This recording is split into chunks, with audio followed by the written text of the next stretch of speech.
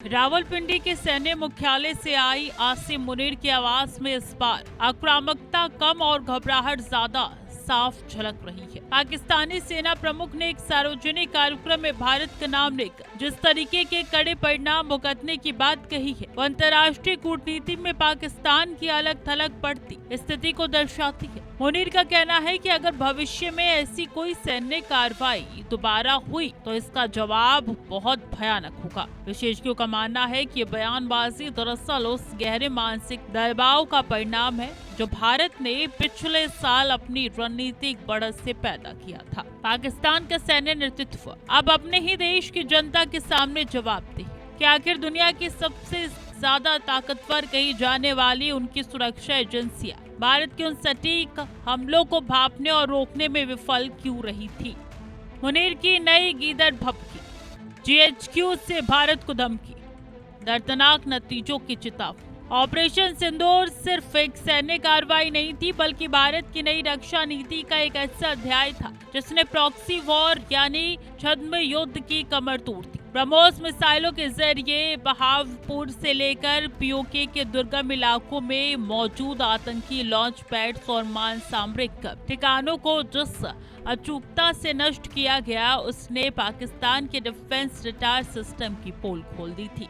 उन हमलों के बाद पाकिस्तान के पास कोई सैन्य विकल्प नहीं बचा था और उसे महीनों तक इस नुकसान को छिपाना पड़ा। अब एक साल बाद मुनीर का ये कहना है कि वो किसी भी चुनौती के लिए तैयार है। हास्यास्पद लगता है, लेकिन हकीकत में भारत ने उनकी सामरिक गहराई को सीधे तौर पर चुनौती दी थी। मिसाइल तकनीक में भारत की श्रेष्ठता ने पूरे दक्षिण एशिया की शक्ति संतुलन को बदल कर रख दिया है। दिलचस्प पहलू ये है कि एक तरफ पाकिस्तान धमकियां दे रहा है, वहीं दूसरी तरफ वो अपने भीतर के बिखराव से भी जूझ रहा है। आसिम मुनीर का ये दावा है कि पिछले साल का संघर्ष उनके लिए एक कामयाबी था, केवल एक प्रोपेगेंडा से ज्यादा कुछ नहीं। जमीनी हकीकत ये भी है कि भारत के एक्शन ने पाकिस्तान के अंदरूनी प्रशासन और सेना के बीच अविश्वास की खाई पैदा की थी। अंतर्राष्ट्रीय मंचों पर भी पाकिस्तान को इस मुद्दे पर कोई खास समर्थन नहीं मिला, क्योंकि भारत ने स्पष्ट कर दिया था कि ये कार्रवाई केवल आतंकवाद के अड्डों के खिलाफ थी। अपनी साख बचाने के लिए पाकिस्तान विक्टिम कार्ड खेलने के साथ साथ गीदड़ भभकी का सहारा ले रहा है,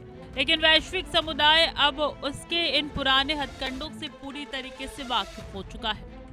ब्रह्मोस का असर बरकरार, हमले की याद से बेचैनी, हार के बाद जीत का दावा। भारत ने अपनी रणनीतिक से ये संदेश साफ कर दिया है कि राष्ट्र की संप्रभुता और सुरक्षा के साथ कोई समझौता नहीं होगा। नई दिल्ली का रुख अब रक्षणात्मक होने के बजाय निवारक कार्रवाई पर केंद्रित है। यदि पाकिस्तान की धरती से आतंकी गतिविधियों का संचालन बंद नहीं हुआ तो भारत दोबारा कड़े कदम उठाने की क्षमता और इच्छा शक्ति दोनों रखता है। पाकिस्तानी सेना के इस नई बयानबाजी को दरअसल डैमेज कंट्रोल की एक कवायद माना जा रहा है, ताकि उनके सैनिकों का हौसला बनाए रहे। सच तो यह है कि पाकिस्तान इस वक्त आर्थिक बदहाली और आंतरिक अस्थिरता के दोहरे मोर्चे पर लड़ रहा है। इसमें भारत के साथ किसी भी पूर्ण युद्ध की बात करना उसके लिए खुदकुशी जैसा होगा। मुनीर के अल्फाज इसी बेबसी को ढकने की एक कोशिश मात्र है। पाकिस्तान का डबल के सच में भागता इस्लामाबाद, भारत का सख्त संदेश।